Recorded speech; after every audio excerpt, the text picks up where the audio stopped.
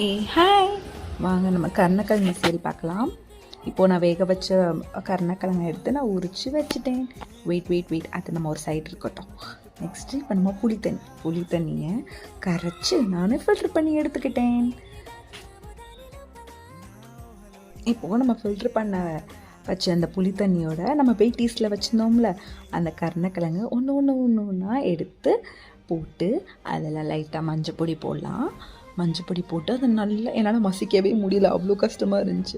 அதுக்கப்புறம் எங்கள் பக்கத்தில் எங்கள் அத்தை நின்றுட்டுருந்தாங்க. அத்தை என்னால் மசிக்கவே முடியல அத்தை அப்படின்னு சொன்னேன். அப்புறம் நீ மிக்சியில் போடு, நான் உனக்கு அடித்து தரேன்னு சொல்லி மிக்சியில் போயிட்டு அரைச்சி ட்ரூ பண்ணி கொடுத்துட்டாங்க. கடாயில் எண்ணெய் ஊற்றிக்கலாம். எண்ணெய் தெரியுமா? நல்லெண்ணெய் ஊற்றிட்டு ஒரு பவுல் ஆஃப் சின்ன வெங்காயத்தை நம்ம எடுத்துக்கலாம். எடுத்து போட்டு நல்லா ஃப்ரை பண்ணிக்கலாம். ஃப்ரை பண்ண அப்புறம் கொஞ்சோண்டு கருவேப்பிலை, இது ரெண்டையும் நல்லா ஃப்ரை பண்ணலாம். ஃப்ரை பண்ணி முடிச்ச அப்புறம் இது லைட் ப்ரௌன் ஷேட் வந்த அப்புறம் வெங்காயம் அவ்வளோ வதங்க தேவையில்லை, ஒரு லைட் ப்ரௌன் ஷேட் ஒரு 2 காஞ்ச மிளகா போட்டு நல்லா வதக்கலாம்.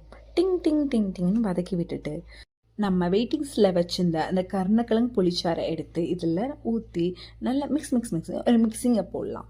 போட்ட அப்புறம் நல்லா இப்போ க்ளோஸ் பண்ணிவிட்டு உங்களுக்கு அந்த க்ளோசிங் எடுத்த உடனே எண்ணெய் பிரிஞ்சு வந்திருக்கும், உங்களுக்கு தெரியும். அந்த எண்ணெய் பிரிஞ்சு வர இதில் நம்ம இப்போது ஆஃப் பண்ணிடலாம்.